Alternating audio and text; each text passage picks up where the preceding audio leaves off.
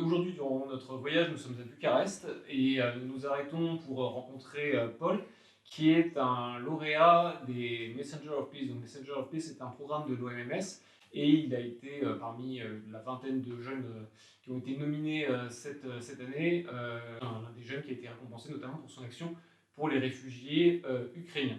Donc, nous allons faire cette interview en anglais. Nous tâcherons de la sous-titrer pour que vous puissiez connaître l'ensemble de sa en action pour les scouts ukrainiens.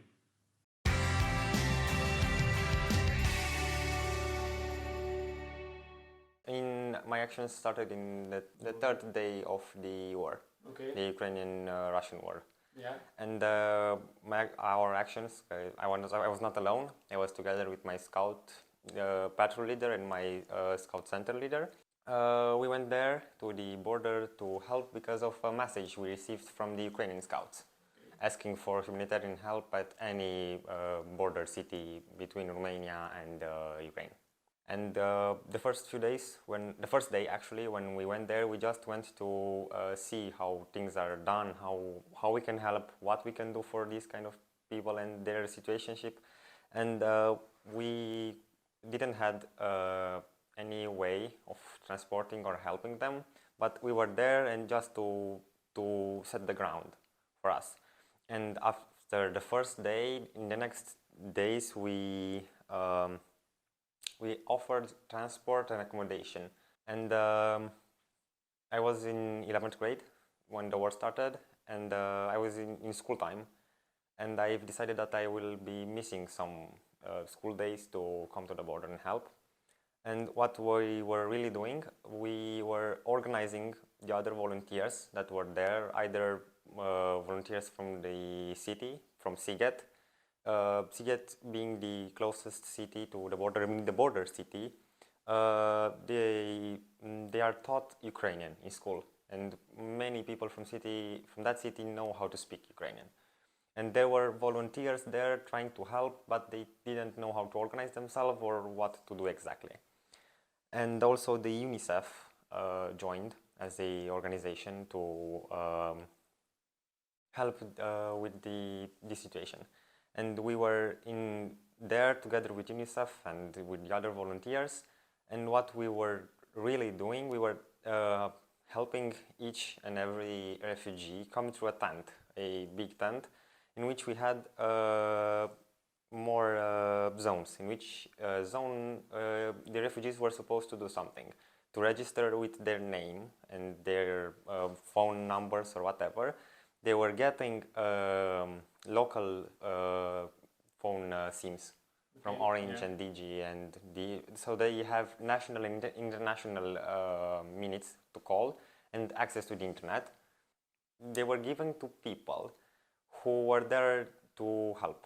As an example, what you were supposed to do to give transportation to refugees, you were supposed to register yourself with your personal information, your car number, and your ID. Okay. So everything to know that you won't be stealing these people. You won't be doing human trafficking, because that was the bad part that happened, sadly, in the first few days before us and UNICEF arrived.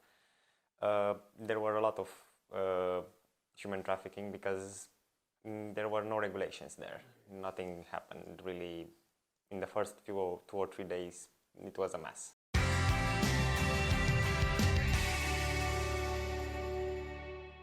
I can't really say a number because there were a lot of people going by cars. Okay. And in the first few days, cars were coming like water, so there were a lot of cars coming in.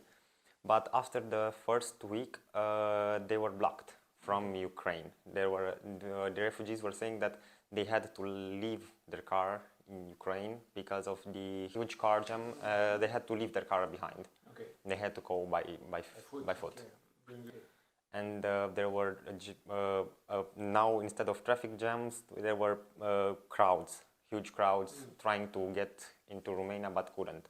And in the moment they switched places between the border patrol, they left part of the group coming, and a huge amount of people would just come in that were needing help. And after they were staying in cold outside for 5-6 hours, they came into Romania, and the first thing that they saw, and that was a huge mistake by our people, were cameras.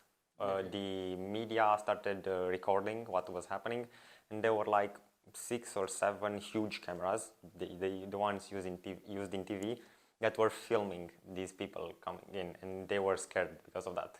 Okay. And we had to talk with the police to move the cameras away. Also, what we really needed there was a way to communicate with them. And we had one person from Scouts who helped, my mother, because she is fluent in Ukrainian. Okay. And she translated for us what the people were needing and what we could offer. And what we as an organization, as the National Scout Organization, could have offered were transportation from Sighet to Dej or Sighet to Cluj, Dej being the city where I'm from and Cluj being the closest international airport. Okay. And also from Sighet to Bucharest, but with train. And we had spoken with scouts from Bucharest to just wait for the train to arrive and help the refugees. And our part was taking the people from the borders, giving them accommodations at a scout house. I mean, either at the scout center or in the personal house of scouts. So we know that they are safe, they're in a safe place. Yeah. We can give accommodation to someone we don't know, or in a hotel when we have to pay a lot of money or something like that. And we were also trying to pay for their tickets, either entirely or 80%, 90%, depending on how much their ticket costs. Mainly we paid entirely until the first 3 weeks, I think. After Wizz Air offered free plane tickets for... The Romanian government. Yeah, the Romanian government started realizing that there are a lot of people coming in and they need to do their job. So you were in the front line, first people in the front line during 2-3 weeks? A month, really, because month, okay. after a month and a half, the Romanian government, together with the city town hall, started organizing themselves and getting people involved, getting people, how it's called? Paying people. So they were getting a job there to work non-stop, and they were working in shifts already. But until then, they weren't. And we were just us and volunteers from all across that part coming in whenever we could to give our helps. We realized that even though the help is needed during the day, there's also during the night, since there weren't as many people staying in the night, because Sighet has a reputation of being one of the coldest cities. Yeah. Even during summer, it's very, very cold there. And of course, after 12 a.m., after 2 a.m., it's really, really cold. And the volunteers weren't staying that much. And we realized that we need to stay because people are still coming in and they don't know what to do, and they just go by the road. Yeah. And that's not okay. And we started working in 9 shifts. We started going during the weekends and arriving at 18 o'clock and standing there until the next day at 6 a.m., 6:06. Okay. And then we slept like 5 or 6 hours and then again. Okay. During the day, during the night, and then we would return home. Because I mainly had to go to school, and my leader who was coming with me also had to go to work. Okay. So we were trying to go after school, after work, and stand there a few days and come back again and repeat the process, and during the weekends mainly. Yeah.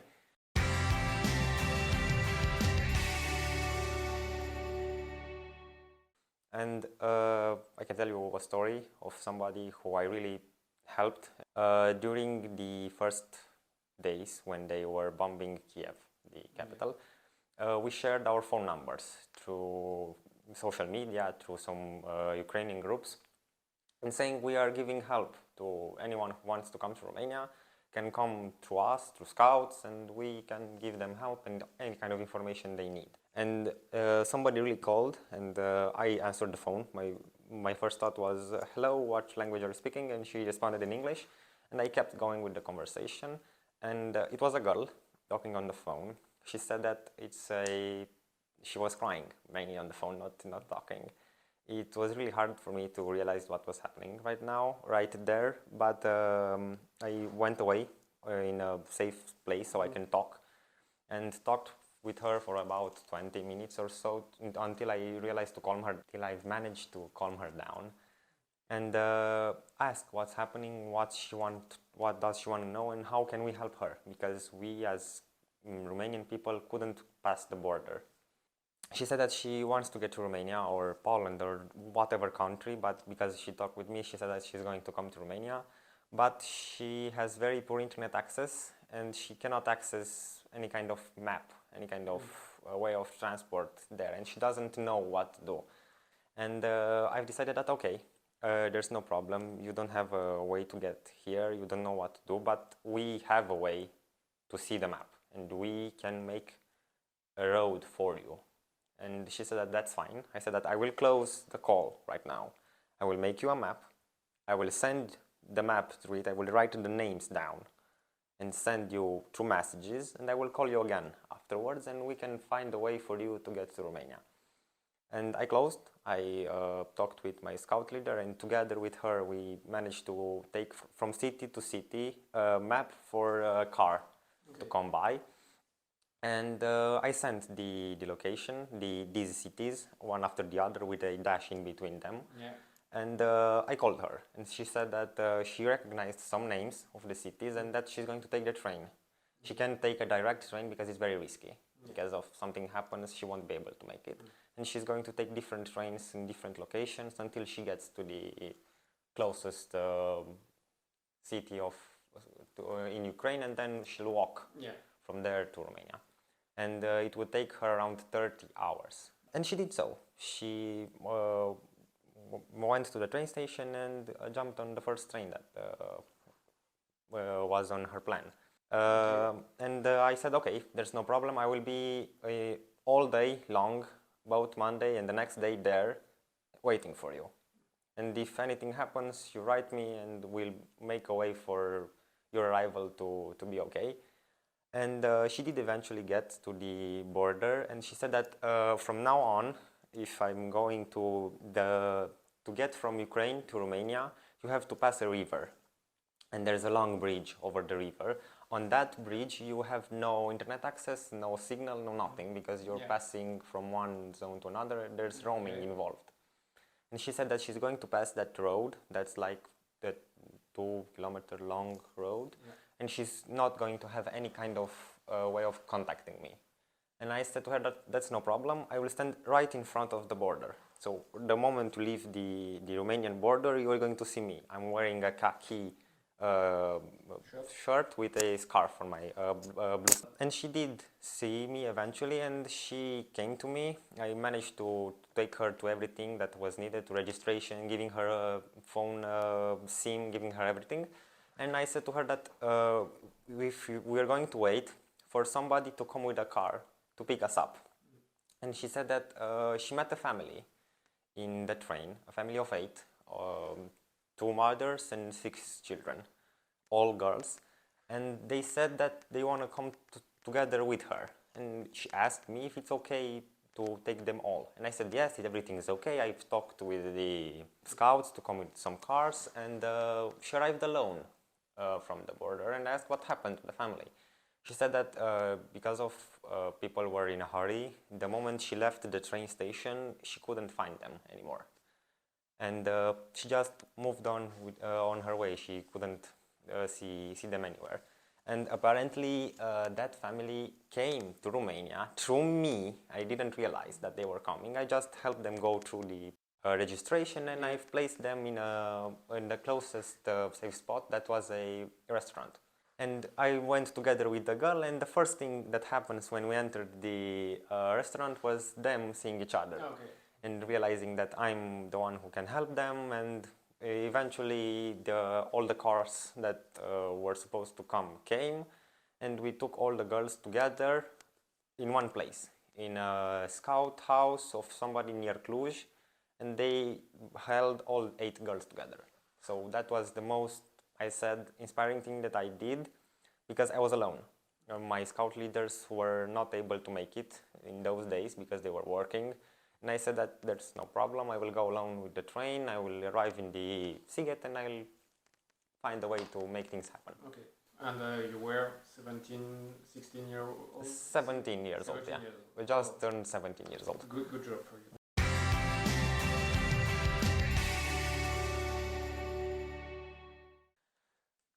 Well, what I can say is that it was very hard for us not to get people to move around, but to gain their trust, because it was heartbreaking to see people coming in, their hopes destroyed, and not wanting to eat anything, not wanting to do anything, just leave us alone, we'll do it our way, we'll get it there eventually, and that's all. There were people that wanted to do that. There were people that wanted to go back to Ukraine. Yeah.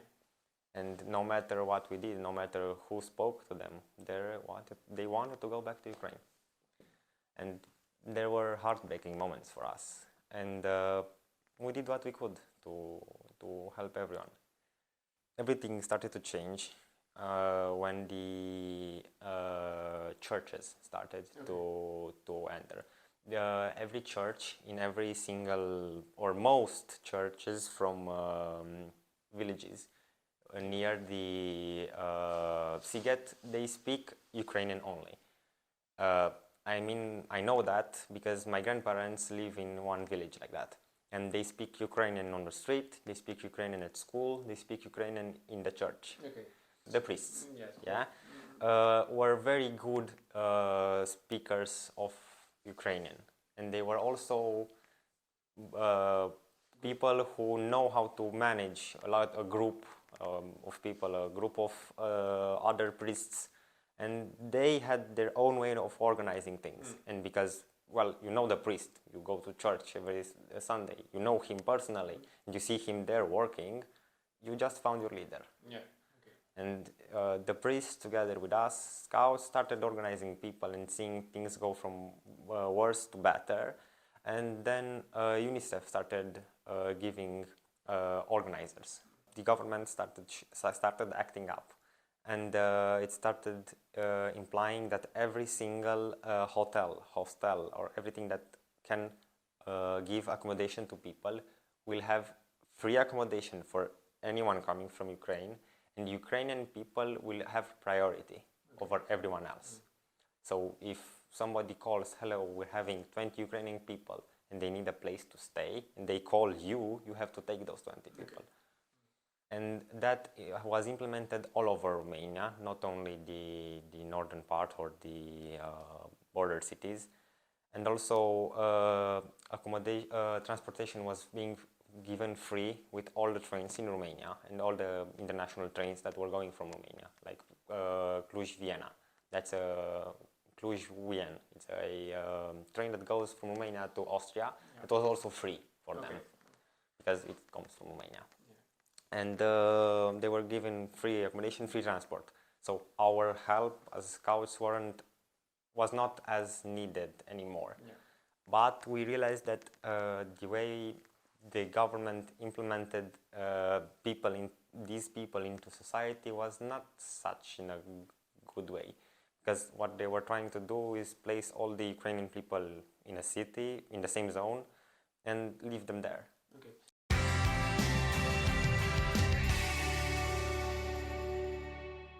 The government already showed up and started doing their part. Yeah. And we as scouts only did activities with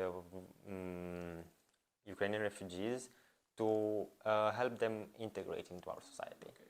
As that means either doing city activities with all the city, including Ukrainians and including Romanians. Yeah. Because you can't say you did an inclusion activity if you do it only with them. Yeah. You have to do it also with Romanian people, because they have to see that they're not different from each other. They're still people. That's just the language that they both speak, but they don't want to speak it with each other, especially in the Ukrainian speaking zones. That was a huge problem. People were rejecting Ukrainian refugees. Okay. Me together with my scout leader, did a festival in Dej in our city. And after our festival, it was called the Light Festival. It's a specific Romanian festival that we do. And we have a little paper-like box which has a light in it. And it's supposed to fill a park with these boxes and create visual effects with them. Yeah. And the main idea is to relax, to have some scout activities, to have some scout songs, and just to help scouts integrate in their society better, in their city better, with their city residents. So we thought that we could do the same activity we did in our city in Sziget, because we already have the materials, we already have the ideas placed down, we already have every activity we already did that, so we just have to redo it. Yeah. And we rename it the Peace of Light, because it's the light for peace. Yeah. Yeah, yeah. And we did it in Sziget. And we were surprised to see that a lot of refugees actually came in this activity, and a lot of people started to volunteer to help us arrange our little lights, place our visual effects and everything that we had to do. And they really started organizing themselves in creating activities, in creating games, and really integrating with each other. So I'd say that activity was a success. And what we should do is do those kind of activities elsewhere, not only in those cities, like they do here in Bucharest. In this exact same house, they do activities with kids, including Ukrainian and Romanian kids. Yeah, so we are in a Scout Edu Hub, so it's a house created for the Ukrainian refugees 1 year ago, more or less. And we are hosted here, and they host a lot of activities for Ukrainian refugees, especially they do.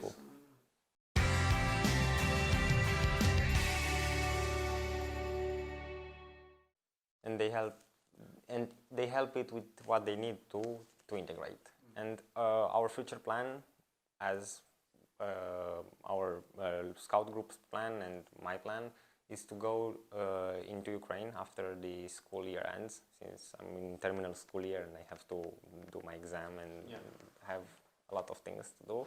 But after the school year ends, my scout leader is also a teacher, so we will be both free for 4 months, more or less. And we want to go into Ukraine and host activities in orphanages, because we want to give people hope, because that's what those kids need. They know each other, maybe we don't know the language that well, but we can still use our scouts' way of showing and explaining without talking, and just playing ourselves and playing the games ourselves or doing the activities ourselves until they will show and they will be interested, because they will. My scout leader tried going together with another scout from Cluj into Ukraine, and even though they did not speak the language, they did some activities and the kids really enjoyed it. And that was the part that those kids really needed, a way to forget about everything that's happening, a way to be kids again, because their situation is not that well right now, or it wasn't and it won't be until the war ends.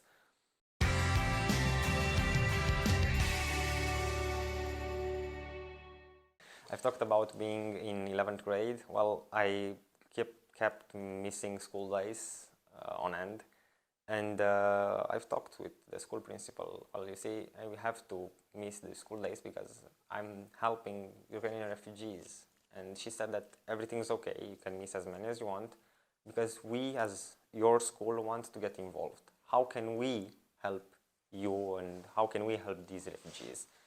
And seeing that the school wants to help, I've already talked with the principal. I went and talked with the head of student council. And together with her, we went from class to class and started a supply raising campaign. Since I've been to the border and I've seen what refugees are really needing, and I've talked with them, they've talked back, and they said that their situation is not that good in Ukraine, and that they have a lot of problems. Even if they want to stay in Ukraine, they have a safe place, but they will be running out of food in no time. They are going to need a lot of warm clothes because it's winter. They're going to need especially baby food, because that's kind of sad to say, newborn babies need to be fed through breastfeeding, and because of the stress, mothers can't breastfeed and babies don't have anything to eat. And there were a lot of atrocities happening because of that, and a lot of bad things, let's say it that way. And they were needing baby food, they were needing medication, they were needing a lot of things that nobody knew about. And because we talked about them, we knew what we could send or past the borders. And we started this campaign of raising supplies by Friday, and I said that by Monday we need to have all these things. So you have a weekend to acquire, to give what you have at home, buy new things if needed. Come with them in my class, give everything you have, and from there on I will make sure they arrive at the border and after behind the border as well. And the kids actually did talk with their parents, and we as a school made like 2 vans full of supplies. And to put it in perspective, we had like 5 boxes this big, full of things. Okay. And that was one van, and we had another one from one single supply raising group. And we talked with the Red Cross and said that, look, we want to give these supplies, we have a way of sending them past the border, because we kept talking back and forth with Ukrainian scouts, with some of Ukrainian scouts and some Ukrainian volunteers. And we met someone who was a professional skier doing skis. And she said that she's going to come to the border with a big car and take all the supplies and spread them across the shelters, because she knows exactly what to give and where. Because we talked with her to give us more details, what's really needed, what we can do to help, when will you come to the border, and things like that. And all the things that we sent were sent through her.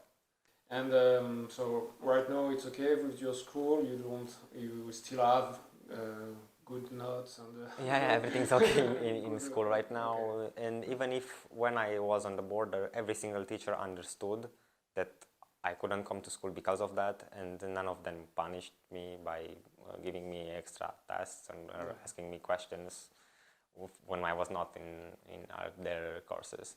Okay. So everyone really understood and did their part to help, even teachers, not only kids.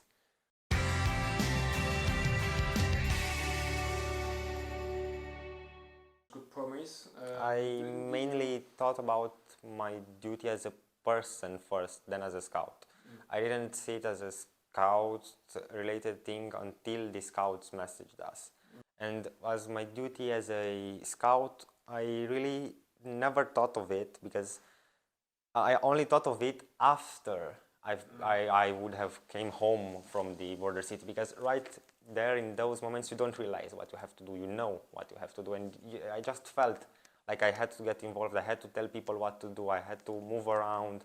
I couldn't just stay in one place and freeze and look at what's happening. I had to think fast and just act as I should.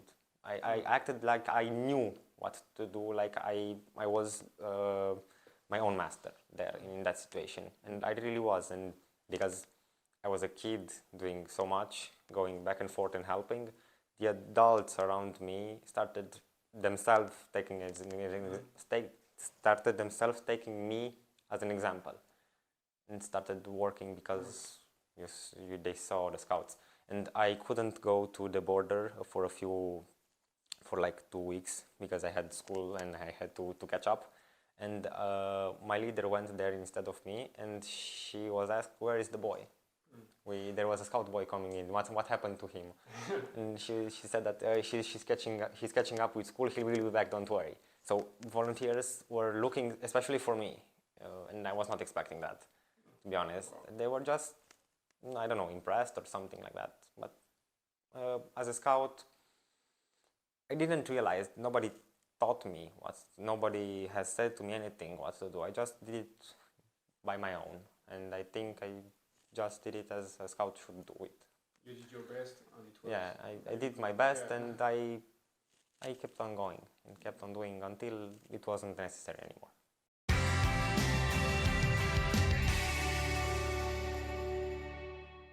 Okay, I think that the most impressive thing that I've learned about myself is that I work really well under pressure.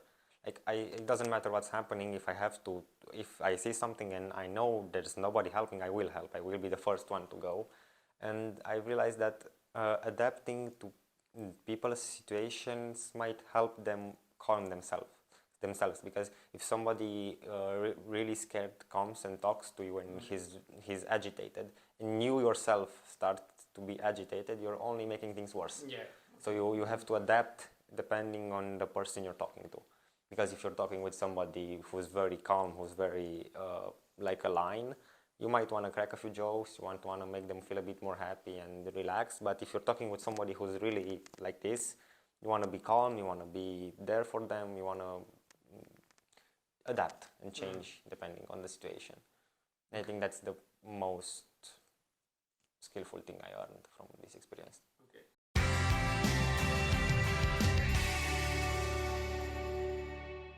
Okay. An advice, maybe? Yeah, I think the best thing that I can say would be to help if you see people in need. Don't wait for others to do it. Don't wait for anyone else to jump. If you see somebody you could help, go for it. Even if you don't know how to. Because personally, I did not know how to do. I did not know what to do when I got there. The first day was a big shock for me. But I kept on going. I started seeing what's needed. I started adapting on people's relationship and what I started adapting depending on the situationship. And started working with people, because we as scouts are taught to work in a group, to see and adapt for people. And I think that's the most skillful thing that you can use in these kind of situations. Merci beaucoup, Paul. Merci. Vraiment, on est épaté par ta maturité et par ton sens du devoir, parce que tu as pu faire pour les réfugiés ukrainiens. C'est, je pense, vraiment quelque chose que beaucoup de scouts peuvent prendre en exemple, ton action, sans trop se poser de questions, pour rendre service et remplir son devoir de scout. Et merci aussi à l'Organisation Mondiale du Mouvement Scout d'avoir eu vent de ton écho et de t'avoir récompensé à travers le programme Messenger of Peace. Nous, on continue notre voyage et puis on rencontrera peut-être d'autres initiatives de ce genre dont on vous fera part prochainement.